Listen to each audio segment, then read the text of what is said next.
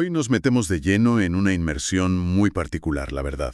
Las fuentes que tenemos sobre la mesa consisten en un relato diseñado específicamente para estudiantes de español de nivel B1. Se titula Un lunes de locos o El caos de la rutina. Ujú.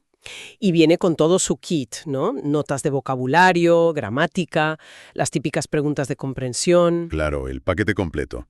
Pero a ver, la misión de este análisis de hoy no es dar una simple clase de idiomas. No vamos a repasar conjugaciones en el vacío. Menos mal, porque eso puede ser muy árido. Totalmente.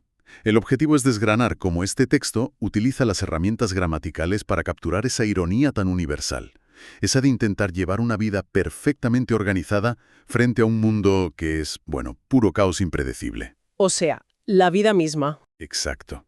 Y es que resulta curioso cómo, normalmente cuando se piensa en materiales para aprender un idioma, existe la expectativa de que todo va a ser tremendamente aséptico. Sí, como un manual de instrucciones para electrodomésticos. Aparece un personaje genérico que va a la biblioteca, compra manzanas, saluda al panadero y vuelve a casa. Todo muy seguro. Seguro, predecible y, seamos sinceros, a menudo carente de alma. Pero luego aparecen joyas escondidas que deciden romper las reglas. Sinceramente, al revisar el material de hoy, más que una lección de español, la sensación que da es la de estar leyendo un thriller psicológico. Un thriller sobre el teletrabajo. Tal cual. Sobre el teletrabajo y la supervivencia urbana. La definición encaja bastante bien con el tono de la historia, fíjate. Lo que tenemos entre manos es el relato de Andrés, un traductor freelance que vive en Madrid. Un valiente. Desde luego. A simple vista viene arropado por la estructura pedagógica esperable. Ya sabes, ejercicios de rellenar huecos, columnas para emparejar sinónimos. Lo clásico. Eso es. Sin embargo, debajo de ese barniz académico, el autor ha construido un retrato muy agudo de la ansiedad moderna. Y para entender el nivel del desastre que ocurre en este relato, hay que establecer cuál era el punto de partida. Las expectativas, claro. Exacto. Hay que observar con lupa cómo se construyen las expectativas psicológicas de este protagonista, de Andrés, antes de que empiece la acción real. Porque el contraste que plantea el inicio es brutal. Se presenta a este traductor que en su vida anterior trabajaba en una oficina tradicional, y esa antigua vida representa el cliché perfecto del trabajador agotado. El típico que se despierta 10 minutos antes de salir por la puerta. Se tropieza con los muebles y se toma un café aguado de máquina en el metro. Pero entonces ocurre el cambio. Da el salto al vacío y se hace autónomo. Una palabra con muchísimo peso en España. Autónomo. Uy, muchísimo. Y su gran objetivo, la palabra mágica que guía sus decisiones ahora, es conciliar. Buscar el equilibrio perfecto entre la vida laboral y el bienestar personal. O el espejismo absoluto, según se mire, porque el plan maestro de esta nueva etapa vital consiste en, madrugar sin esfuerzo, meditar en silencio, hacer una sesión de yoga con luz natural y, atención, tomarse un nutritivo batido verde antes de encender el ordenador. Todo esto con una sonrisa. Es un plan ambicioso, desde luego. Al leer esto, es inevitable hacer una analogía. Esta fantasía de la meditación y el batido verde a las 7 de la mañana recuerda a alguien que decide, de un día para otro, ponerse en forma. Y lo primero que hace es ir a comprar ropa carísima. Exacto. Va a la tienda especializada y compra las zapatillas de última generación. Se crea la ilusión mental de que, solo por ponerse unas mallas técnicas carísimas y mirarse al espejo, uno ya está en forma. tal cual. Oye, ¿no da la impresión de que el texto advierte desde la primera línea que intentar cambiar tantos hábitos de golpe es la receta perfecta para el fracaso? A ver, existe una base sólida en esa interpretación, aunque, profundizando un poco más, podríamos argumentar que no se trata solo de ingenuidad. En el mundo del trabajo autónomo, establecer una rutina matutina tan estricta es una forma desesperada de convencerse a uno mismo de que se tiene el control. O sea, un mecanismo de defensa. Totalmente. Andrés no necesita hacer yoga por la flexibilidad física, ¿eh? Necesita la certeza estructural que el yoga representa. Y lo verdaderamente fascinante desde la perspectiva lingüística es cómo el texto usa la gramática para esto. Cuéntame más sobre eso. Pues utiliza el contraste de pasados, que es un tema clave en el nivel B1. El famoso contraste entre imperfecto e indefinido. El gran dolor de cabeza de los estudiantes. Ese mismo. al leer el primer bloque de la historia, el pretérito imperfecto actúa como una especie de música de ascensor. Se encadenan verbos como solía despertarse, trabajaba en la oficina, corría hacia el metro. Claro, te arrullan. Adormecen los instintos de alerta. Esa es la función. El imperfecto describe escenarios de fondo, rutinas sin un final claro. Exige un esfuerzo cognitivo muy bajo para el cerebro. Pinta un lienzo monótono. Para que luego la caída sea mucho peor. Exactamente. El cerebro se relaja, establece la normalidad y entonces el autor tira abajo todos los pilares. Es brillante pensar en la gramática como una herramienta de manipulación emocional. La verdad, se engaña a quien lee haciéndole sentir seguro. Y de repente, el colapso absoluto. Y la transición es violenta, ¿eh? Vaya que sí. Resulta que el móvil no estaba conectado a la corriente. Por lo tanto, el despertador, simple y llanamente, no suena. El terror de cualquiera. Al abrir los ojos y mirar el reloj de pared, son las 8:30 de la mañana. En ese milisegundo, la fantasía del batido verde se evapora por completo. Adiós a los 15 minutos de meditación trascendental. Adiós al saludo al sol en la esterilla. Se produce una carrera caótica por la cocina para preparar el café instantáneo más rápido de la historia. Y es justo aquí donde la estructura lingüística sufre un terremoto. El texto abandona la música de ascensor del imperfecto y salta de lleno al pretérito indefinido. Pura acción. Irrumpen verbos afilados. Decidió, olvidó, saltó, corrió. Si el imperfecto era un plano general tranquilo en una película, el indefinido es la cámara en mano, temblorosa, siguiendo a Andrés por el pasillo. Me gusta esa imagen. El indefinido exige atención inmediata porque narra acciones completadas que hacen avanzar la trama. Y la tensión sigue escalando. Ostras, sí, porque a las 9 en punto se sienta frente al ordenador. Una palabra esencial en España, por cierto. Fundamental. Se sienta para entregar una traducción urgentísima de videojuegos. Y al intentar conectar, la gran tragedia de nuestra era. Se cae Internet. El pánico en estado puro.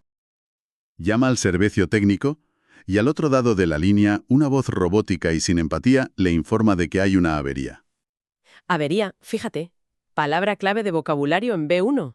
Subrayada en amarillo. Y la maquinita le dice que tardará 4 horas en solucionarse. El texto describe cómo se siente Andrés con un adjetivo que vale oro en español. Agobiado. Uf, analizar la palabra agobiado es crucial. No es una simple etiqueta, es una experiencia casi idiosincrásica en la cultura española. No es solo estar ocupado, no. ¿Qué va? Ni siquiera es solo estar estresado. El agobio conlleva una carga física. Es la sensación literal de falta de oxígeno, la percepción de que las paredes se cierran sobre ti ante una montaña de cosas incontrolables. Jolín, qué bien descrito. Darle esta palabra a quien aprende el idioma es darle una herramienta emocional de primer nivel. Y el nivel de urgencia justifica totalmente la palabra. Escuchar 4 horas de boca de una inteligencia artificial cuando tienes una fecha límite provoca taquicardia. Aunque, a ver, haciendo de abogado del diablo por un momento. A ver. ¿No tiene Andrés un poco de culpa aquí? Siendo freelance, sabiendo que su vida depende de enviar un archivo, ¿no tener un plan B? ¿No compartir los datos del móvil? Claro, sería lo lógico. Pero claro, si no cargo el móvil por la noche, no hay batería para compartir. Es una cascada de negligencias. Bueno, culpar a la víctima de los fallos tecnológicos es una lectura válida, pero el autor hace esto aposta. La falta de preparación choca con su obsesión por planificar la mañana perfecta. Se preocupó más por alinear los chakras que por el Internet. Tal cual. El ser humano se cree invulnerable diseñando rutinas en un cuaderno y olvida que todo su trabajo depende de un cable en la calle. Y además, hay un detalle escénico fantástico. Dilo. Todo este pánico profesional, esta crisis existencial, ocurre mientras Andrés sigue en pijama. Madre mía. La esencia de la comedia moderna. La gravedad de un plazo de entrega corporativo chocando con la realidad de un adulto en ropa de dormir corriendo por el pasillo. Y claro, al perder su santuario de paz, la única salida es huir al exterior. Al exilio forzoso, que lo lleva directamente al hábitat natural del nómada digital. La cafetería de especialidad. El famoso tercer lugar. El texto nos lleva a El Grano de Oro, una cafetería hipster de manual en el centro de Madrid. Mesas enanas, gente tecleando sin parar, gafas de pasta gruesas y barbas muy cuidadas. Un ecosistema muy reconocible. Andrés consigue un rincón, saca su equipo e intenta traducir glosarios técnicos de programación contrarreloj. Pero claro, es lunes. Las leyes del universo dicen que el obstáculo tiene que mutar. Ya no es un problema tecnológico. Exacto, se convierte en un infierno humano. El autor introduce un estímulo brillante aquí. No es el ruido genérico de la cafetera, no. Es un elemento cognitivo que compite por los recursos mentales de Andrés. La peor interferencia imaginable. En la mesa de al lado a 20 centímetros, dos personas empiezan a discutir apasionadamente si la pizza con piña es un crimen gastronómico o una obra de arte. El eterno debate. Y claro, el cerebro de Andrés, que está intentando buscar términos de programación en inglés y español, se ve arrastrado por la piña. Se palpa la fricción mental en el texto. Es una lectura muy aguda. Desde la teoría de la sobrecarga cognitiva, esta escena imita el propio proceso de aprender un idioma. Ah, sí. A ver, explícame eso. Claro, fíjate. Quien lee el relato está haciendo un esfuerzo tremendo. Intenta procesar reglas del B1, vocabulario nuevo, seguir la historia. Y Andrés, a la vez, intenta procesar terminología técnica mientras su cerebro es secuestrado por el vocabulario coloquial sobre ingredientes de comida rápida. Es un reflejo perfecto. Y bajando a la gramática, aquí es donde entran triunfalmente las perífrasis verbales. Esas combinaciones de verbos que parecen diseñadas para frustrar a los estudiantes. Un poco sí, la verdad. En vez de decir que Andrés pensaba en la piña, el autor usa la estructura no dejaba de pensar. Da la sensación de que está atrapado en un bucle obsesivo. Exactamente. Las perífrasis aportan matices que un verbo solo no puede. No dejar de más infinitivo transmite una acción continua que escapa al control de Andrés. El debate de la pizza tiene más fuerza que su voluntad. Y también aparece otra estructura interesante. Suele pasar. Ah, claro. Para constatar la ironía de los lunes. Le da una textura casi táctil al texto. Pero el reloj no perdona. Ni un segundo. Llega el mediodía y el portátil marca ese aterrador 10% de batería. Uf, pánico otra vez. Intentar buscar un enchufe libre en una cafetería así es como buscar agua en el desierto. Todos están pillados por otros clientes con sus guiones de cine o sus podcasts. Leer cómo baja el porcentaje de batería, 9%, 8%, es como ver una bomba de relojería en una película de acción. Y justo en esa cuenta atrás desesperada, el texto roza el uso del condicional, que es otro pilar del B1. Para expresar lamentos. Exacto. Sirve para expresar anhelos imposibles frente a la crisis. Si la compañía telefónica hubiera arreglado la avería, no estaría aquí sufriendo este debate sobre la piña. La articulación lingüística del lamento humano, vamos. Es un ejercicio de empatía brutal. Sostener el rigor técnico mientras la batería muere y tu cerebro colapsa por una fruta horneada. La tragicomedia en su máximo esplendor. Pero bueno, toda narrativa de tensión necesita una resolución al límite. Y el triunfo llega verdaderamente por los pelos. A las 2 de la tarde en punto, ocurre un milagro y vuelve el internet a su casa. La imagen mental es fantástica. Alguien recogiendo cables a la velocidad de la luz y corriendo por las aceras de Madrid. Entra por la puerta, se conecta al wifi. Adjunta el archivo de los videojuegos y le da el botón de enviar exactamente un minuto antes de la hora límite. 60 segundos de margen entre la solvencia y el desastre absoluto. Tras ese pico de estrés, Andrés se desploma en el sofá. Y aquí viene mi detalle favorito del relato. El cierre perfecto para reconfortar el alma tras el trauma. Esa noche, para cenar, pide una pizza a domicilio. Pero especifica muy bien cómo la pide. Estrictamente, y entre paréntesis en el texto, sin rastro de piña. Ese guiño culinario prepara el terreno para la moraleja final, fíjate. Tumbado en el sofá, Andrés tiene que reflexionar sobre lo inútil que es perseguir la rutina perfecta. O sea que el batido verde purificador revela su verdadera cara. Se desenmascara como una ilusión frágil de control.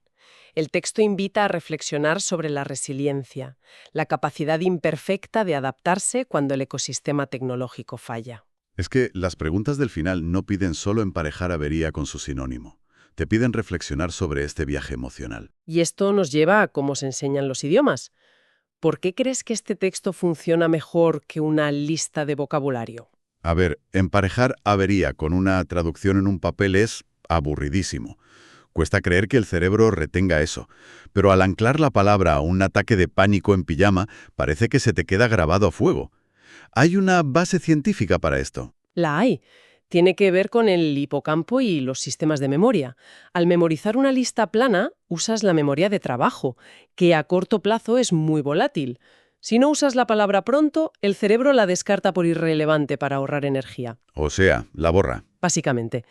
Pero al integrar el léxico en una historia que genera empatía o risa, como la cafetería ruidosa, se enciende la memoria episódica y emocional.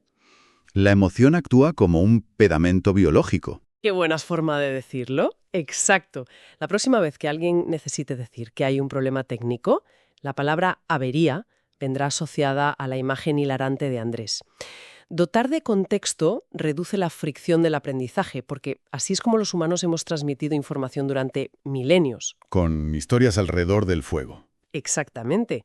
Dominar el B1 no es conjugar verbos en silencio, es tener las herramientas para articular las pequeñas desgracias del día a día. Pues el viaje que hemos hecho hoy es para enmarcar, desde la falsa utopía del madrugón y el batido verde, chocando de frente con la infraestructura urbana, hasta el estrés de la avería técnica. Hemos sufrido el exilio entre gafas de pasta y al final hemos alcanzado la salvación por pura resiliencia humana. Todo mientras la gramática trabajaba bajo la superficie, pasando del imperfecto al indefinido y usando perífrasis verbales. Es revelador ver cómo un material didáctico puede ser un curso de supervivencia. Es un recordatorio de que el lenguaje no es una fórmula matemática, es un mecanismo caótico pero adaptable para dar sentido al caos cotidiano. Preparar la mente para tener la soltura de reírse de las propias miserias en otro idioma. Fascinante la verdad. Llegados a este punto, sería interesante dejar una pequeña semilla para quienes nos escuchan, expandiendo el foco, pensando en la audiencia global. Cabe preguntarse si el modelo del nómada digital está realmente aceptado en todas partes. ¿De verdad es tan ideal trabajar fragmentado en cafeterías ruidosas? ¿O en el fondo hay una preferencia silenciosa por la estructura predecible de la oficina tradicional? Es un buen debate. Y llevándolo a algo aún más personal, se puede pensar si el proceso de aprender un idioma no es al final exactamente igual que el lunes de Andrés. Se empieza el curso con intenciones puras, comprando rotuladores, diseñando calendarios, creyendo tener el control bajo reglas fijas. Pero la fluidez de verdad no ocurre en el escritorio. Ocurre en la calle, cuando el wifi mental sufre una avería en medio de una conversación real y solo queda improvisar con el 5% de batería que queda en el cerebro. Quizás aprender no trate de evitar el agobio, sino de sobrevivir al caos con dignidad y terminar pidiendo la pizza correcta. Nos escuchamos en la próxima inmersión.